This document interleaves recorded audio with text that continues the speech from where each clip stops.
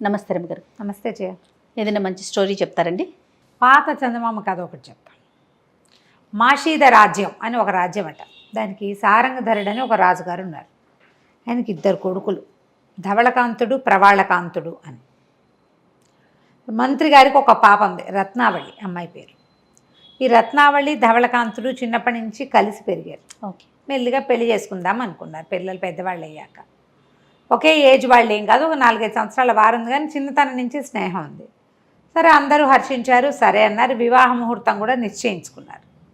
ఒకనాడు యాహ్యాలికని అతను అటు ఇటు తిరుగుతూ సమీపంలో ఉన్న ఒక చిట్టడివి వైపుకి వెళ్తే అక్కడ ఒక పాము కాటేసిందట అతన్ని. ఒక విచిత్రమైన సర్పం అట, అది చాలా పెద్దది. అక్కడి నుంచి వెంటనే విషహారాలైన రకరకాల మందులు అవి ఇవి అన్నీ వేసి విషం కక్కిచ్చేశారు. కానీ ఒక్క బిందువు సూదిమోనంత ఉండిపోయిందట అతని ఒంట్లో. క్రమంగా శరీరం నీలంగా అయిపోయింది. కంటి చూపు మసకబారి దుర్వాసన వచ్చేది అతని దగ్గర నుంచి. 4-5 రోజుల్లో రంగు మెల్లిగా మారి జబ్బును పడిపోయాడు. కళ్ళు కూడా కనపట్టాల. ఇక ఎన్ని రకాల వైద్యాలు చేసినా నార్మల్ కాలేదు పాపం. అయితే వీళ్ళని ఈ ఊళ్ళో కాకుండా పై ఊళ్ళ నుంచి ఎక్కడెక్కడెక్కడెక్కడెక్కడో ఈ విషహారాలైన మందులు తెప్పించే క్రమంలో చాలామంది వైద్యుల్ని తెప్పిస్తే వాళ్ళు ఏం చెప్పారంటే, అదేదో అడవి, వీళ్ళకి చాలా దూరం అమృతవల్లి అని ఒక ప్రత్యేకమైన ఒక మూలిక ఉంది. ఆ అమృతవల్లి తెచ్చి కనుక వీనికి వైద్యం చేస్తే అబ్బాయి నార్మల్ అవుతాడు. ఇది ఎక్కువ విషం ఉంటుంటే చచ్చిపోయేవాడు. ఓకే. ఒక్కటి సూదిమోన ఆనినంత విషం, అది ఘటసర్పం అనేది ఒక ప్రత్యేకమైన సర్పం. మామూలుగా ఇంకొక పాము అయితే కనుక దాని విషం ఇలాంటి లక్షణాలను ఇవ్వదు, ఏవో పుళ్ళు అవి పడేవి. ఇది అట్లా కాకుండా శరీరం అంతా నీలం రంగు, కళ్ళు కనపడవు, దుర్వాసన వస్తుంది మనిషి దగ్గర అని చెప్పారు. అయితే ఈ మంత్రి గారి అమ్మాయి రత్నావళి రోజు ఆ అబ్బాయి దగ్గరకు వచ్చి సేవ చేసేది. అసహించుకునేవాళ్ళు దాసదాసి జన ఆ వాసనకి చెయ్యలేక. పాపం అమ్మాయి మాత్రం ముక్కు గుడ్డ కట్టుకుని, నేనే చేసుకుంటాను, నేను ప్రేమించాను, పెళ్ళయ్యాకైతే నేను ఏం చేసేదాన్ని అని చెప్పి ఆ అమ్మాయి దగ్గరుండి చేసేది. ఆ గుడ్డి కన్ను ఊరు బాగా ఇదైపోయింది, చూపు తగ్గిపోయింది. అయినా కూడా తన దగ్గర ఉన్నది రత్నావళిని తెలుసుకున్నాడు. నువ్వు వద్దు వద్దు అన్నా ఆ అమ్మాయి ఒప్పుకునేది కాదు. ఇలా అతని సేవ చేసేది. సైనికులు దాసదాసి జనం అంతా అమ్మాయి అనుకున్నారు. బయట నుంచి అందించేవాళ్ళు కానీ దగ్గరికి వెళ్ళేవాళ్ళు కాదు, ఆ వాసన భరించలేక. అతని నుంచి మనకేమైనా వస్తుందన్న భయంతో. అయితే ఈ అమృతవల్లి అనగానే ఊరంతా చాటించారు. అమృతవల్లిని తెచ్చిపెడితే కనుక వాళ్ళకి ఎంతో భాగం రాజ్యం ఇస్తామని, 100 ఎకరాల పొలం ఇస్తామని, చిన్న సామంత రాజ్యం ఇస్తామని. ఎవరు రాల. అయితే రాజుగారి అబ్బాయి, 2వ అబ్బాయి ప్రవాళకాంతుడు అన్నాడు, నాన్న ఎవరూ రావటం ఏంటి, అన్నయ్య కోసం నేనే ప్రయత్నం చేస్తాను, నేను వెళ్తానన్నాడు. రాజకుమారుడిని ఒకడేమో ఇలాగ పాము గరిచి ఈ రకంగా ఉన్నాడు. రాజవ్వాల్సిన 2వ వాడు కూడా, ఇప్పుడు ఇతనికి ఏదైనా అయితే రాజవ్వాల్సిన 2వ వాడు, వాడు కూడా వెళ్తానంటుంటే ఏం చేయాలో తెలియలా. అన్నయ్య మీద ఉన్న అతని ప్రేమకి, అన్నయ్య అడ్డు దొరికిపోయింది, రాజ్యం నాదే అనుకోకుండా అంత నిస్వార్థంగా పిల్లవాడు వెళ్తానంటుంటే సంతోషించారు. బయలుదేరాడు. రత్నావళేమో ధవళకాంతుడికి సేవ చేస్తుంది, ఈ ప్రవాళకాంతుడేమో బయలుదేరి వెళ్ళాడు.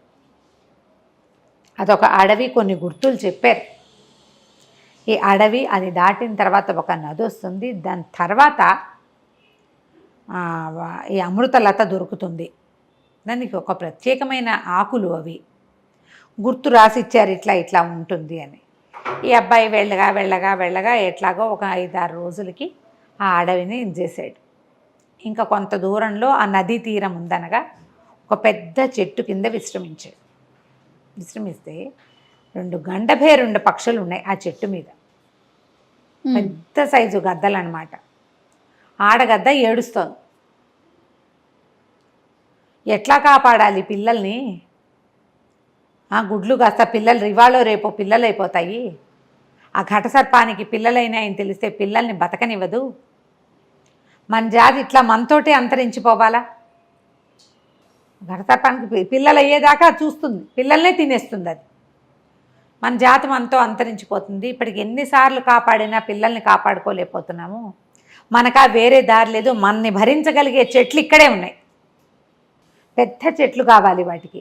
ఆ గూడు కూడా బాగా పెద్దది, వాటి గూడు అంత గూడు పెట్టడానికి సరిపడా చెట్టు ఉండాలి కదా. అవును. ఈ పక్షులు వచ్చి వాళ్తే చెట్లు కదిలిపోతాయి.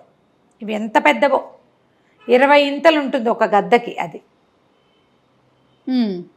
అయితే ఏడుస్తుంటే మగ పక్షి చెప్తోందనమాట, ఈ ఘటసర్పం మామూలుది కాదు, ఇదే కాదు మాషీధరాజ రాజకుమారుని కూడా కాటేసిందిట, అతను ఇవాళ రేపో అన్నట్టుగా ఉన్నాడు.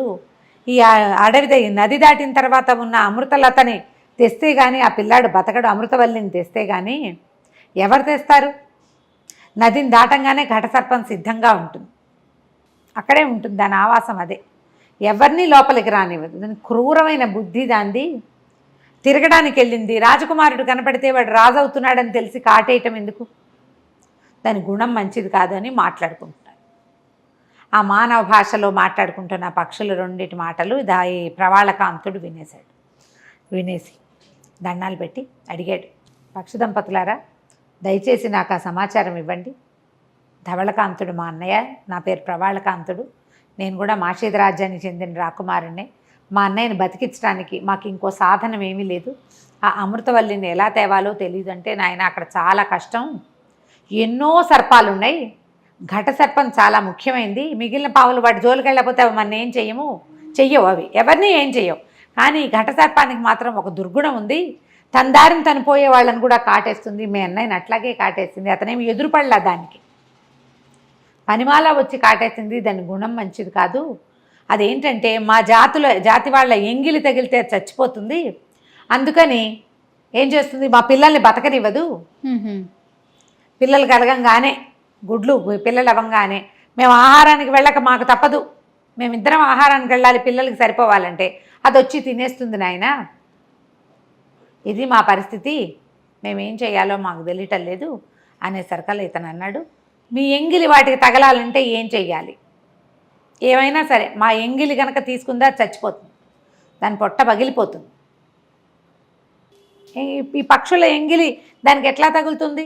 ఇతను ఏమన్నాడంటే సరే ఉండండి అని చుట్టుపక్కల అక్కడి నుంచి ఆ అడవి బయటికి నడవటం మొదలుపెట్టాడు. ఆ పక్కన కొంచెం అడవిలో నుంచి బయటికి వెళ్తే గ్రామాలు ఉంటాయి కదా, అడవుల మీద ఆధారపడి ఉండేవి, వాళ్ళెవరి దగ్గర గోక్షీరం ఉంది, పాలు ఉన్నాయి, ఆవుల పాలు.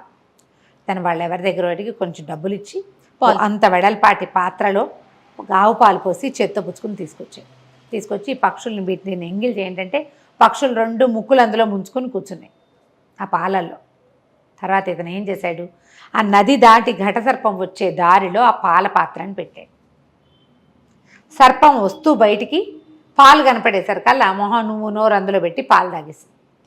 ఎప్పుడైతే ఈ పక్షుల ఎంగిలి దానికి తగిలిందో అది కాస్త పెద్దగా ఇంతలావున ఉబ్బిపోయి పొట్ట పగిలిపోయి చచ్చిపోయేసరికల్లా ఈ పక్షులన్నీ నాయన ఇక్కడే ఉండ, చచ్చిపోయేదాకా ఉండని చెట్టు మీద ఎక్కించి కూర్చోబెట్టింది.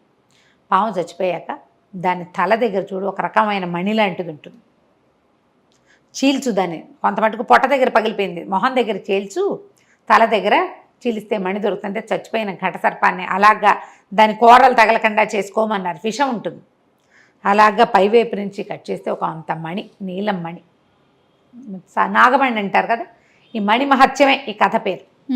ఆ మణిని దగ్గర పెట్టుకో, దీంతో చాలా ఉపయోగం ఉంది, ఈ మణిని పట్టుకో.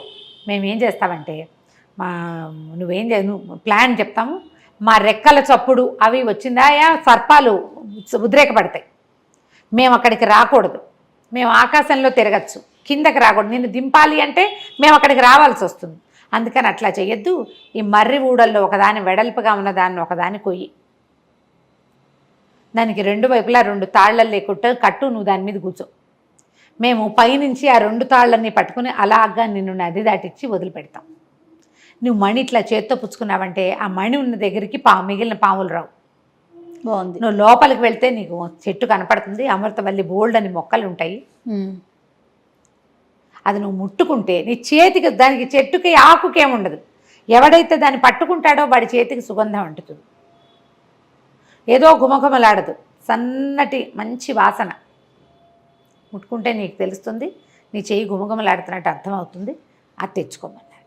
సరే అబ్బాయి ఏం చేశాడు, ఆ మణి చేత్తో పుచ్చుకొని ఓ 2 తాళ్ళు లాంటివి పేనుకొని, నారలు చెట్లు అవన్నీ ఐడియాలు ఉన్నాయి, ఆ తాళ్ళేమో ఈ మర్రి బూడని పట్టుకునేలాగా 2 వైపులా కట్టి దాన్ని నీళ్ళలో వేసి దాని మీద కూర్చున్నాడు. ఆ 2 తాళ్ళు పట్టుకుని గండబేరని పక్షులు ఇతన్ని అదంతా ఈదిచ్చి తీసుకెళ్ళి ఆ చివరి వదిలిపెట్టినాయి. వాడంతటి వాడు ఈదగలిగే నది కాదు అది. పడవ గిడవ చేయగలిగేంత సత్తా లేదు, అంత సమయం లేదు. వెళ్ళి అమృతలతని వెతికి తెచ్చుకున్నాడు.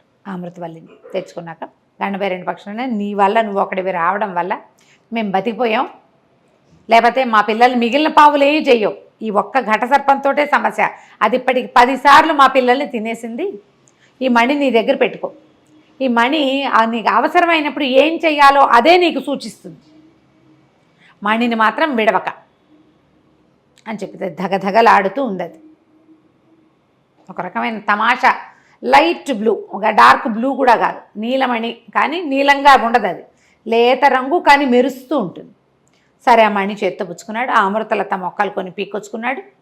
ఎక్కడైనా సరే నీటి యువకం ఉన్న చోట కనుక పాతి పెడితే ఈ మొక్కలు బతుకుతాయి, మీ ఊళ్ళో ఎవరికైనా పాము గరిచినప్పుడు దీన్ని వాడుకోవచ్చు అని చెప్పే పక్షులు. ఈ అబ్బాయి మళ్ళీ అడవి దాటి వచ్చాడు కదా, అడవి మొదట్లోనే గుర్రాన్ని వదిలిపెట్టి వచ్చాడు. ఆ గుర్రం వేసుకుని మెల్లిగా ఇంటికి వెళ్ళిపోయాడు. వెళ్ళేసరికల్లా 5 రోజులు ఇన్నాళ్ళు గడిచిపోయినాయి. ఈ తతంగం అంతా ముగిసేసరికి అక్కడ ఏమైంది, ఈ రాజకుమారుడు వచ్చి ఆ మంది ఇచ్చి అమృతవల్లిని ఇచ్చేసరికల్లా జనాలంతా ఈ గందరగోళంలో పడి ఈ రత్నావళిని పట్టించుకోవాలి. ఈ రత్నావళి ఇన్ని రోజుల నుంచి పెద్దగా అలంకారము స్నానము గీనము చేసింది కాదు, ఏదో గబగబా వచ్చేసేది ఇతని దగ్గరికి.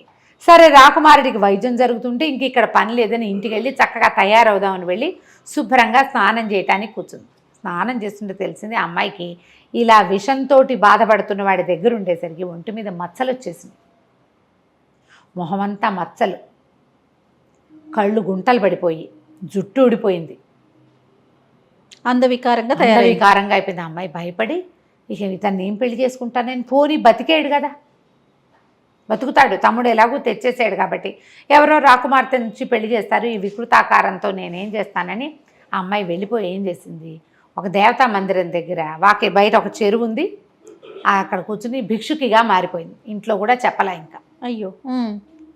సరే ఈ అమృతవల్లిని తెచ్చాక ఇదంతా నూరారు, దాంతో నోట్లోకి మందు, ఒంటి మీదకి పూతక మందు అన్నీ చేసేసరికల్లా 2 రోజుల్లో ధవళకాంతుడు కోలుకున్నాడు. కంటి చూపు బాగా కనపడేసరికల్లా రత్నావళేది అని అడగటం మొదలుపెట్టాడు. అప్పుడు చూసుకున్న రత్నావళేది, ఈ ప్రవాళకాంతుడు వచ్చిన రోజునే ఆ అమ్మాయి మాయమైంది. వాళ్ళ ఇంటికి కబురు చేస్తే మా ఇంట్లో లేదు, రాజభవనంలో ఉందనుకుంటున్నామన్నారు వాళ్ళు. అక్కడ లేదు, ఇక్కడ లేదు. అక్కడి నుంచి ఈ అబ్బాయి వెతకటం మొదలుపెట్టాడు. దొరకపోయేసరికల్లా అబ్బాయి ఏడ్చేసి, నాకు రాజ్యం వద్దు, నేను రాజును గాను, మీ తమ్ముడిని రాజుని చేసుకోండి, నేను రాజ్యం తీసుకోను. ఈ దేవతా మందిరం దగ్గర ఒక పెద్ద చెరువు ఉంది కదా, కొలం లాంటిది, నేను అందులో ప్రాణ త్యాగం చేస్తాను.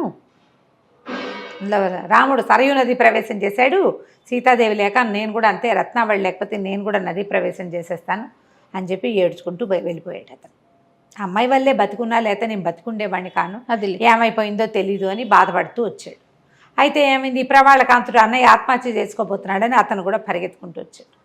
ఆ చెరువు దగ్గర నిలబడేసరికల్లా ఈ అమ్మాయికి అక్కడే భిక్షాం ఎత్తుకుంటూ కనుంది కదా, ఈ నీళ్ళలోకి దూకపోతున్న ధవళకాంతుడు, అయ్యో అయ్యో ఎందుకు దూకేస్తావు, ఆరోగ్యంగా అయ్యావు కదా, వద్దు వద్దు అనేసరికి అప్పుడు చూశాడు ఈ మొహం నిండా మచ్చలు, మొహం అంతా పాడైపోయింది, జుట్టు అంతా ఊడిపోయింది. ప్రవాళకాంతుడు కూడా వచ్చాడు. వస్తే ధవళకాంతుడు అన్నాడు, నువ్వు అందగా లేకపోయినా పర్వాలేదు, నీ ప్రేమే నాకు కావాలి, నేను రాజును అవ్వను, తమ్ముడికి ఇచ్చేద్దాను రాజ్యం అని చెప్పేసరికి ఇతను రాజ్యం తీసుకోవచ్చు. కానీ అతనికి ఏమనిపించింది, ఎందుకో ఒక ఊహ వచ్చింది, ఈ దట్టిలో పెట్టుకున్న మణిని తీస్తే నల్లగా అయిపోయింది. ఇదేంటి, మనం ఒక రకంగా చూసాం దీన్ని, దాన్ని తీసి అన్నయ్య చేతిలో పెట్టాడు. అన్నయ్య చేతిలో కూడా నల్లగానే ఉంది.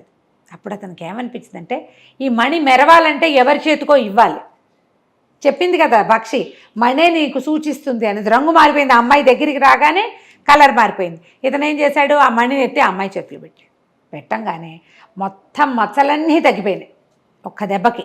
ఈ మణి మళ్ళీ మెరవటం మొదలుపెట్టింది. అది విషం వల్ల వచ్చిన సమస్యల్ని దూరం చేస్తుంది. అది ఎక్కడుందో అక్కడ విషం కానీ సర్పం కానీ దాని దరిదాపులకు రావు. ఆశ్చర్యపోయారు, ఇదేంటి ఇంత మార్పు వచ్చిందని ప్రజలంతా ఆశ్చర్యపోయారు. అక్కడి నుంచి ఆ మణిని తీసుకుని కళ్ళకద్దుకుని దాచుకున్నాడు. అన్నయ్యకి వదినకి చెప్పాడు, మీ ఇద్దరు ఒకళ్ళ కోసం ఒకళ్ళు పుట్టారు, మీ అదృష్టం వల్లే ఇంత పని జరిగింది, ఇంత నేను తేగలిగాను, ఈ మణి కూడా లభించింది, వివాహం చేసుకోండి, రాజ్యం చేసుకోండి అని గట్టిగా చెప్పాడు. యువరాజు పట్టాభిషేకం చిన్నవాడికి చేసి పెద్ద అబ్బాయిని మహారాజుని చేశారు. కలకాలం కలిసి ఉన్నారు. మణి మహత్యం. చాలా బాగుంది రమ్య గారు. నమస్తే. నమస్తే.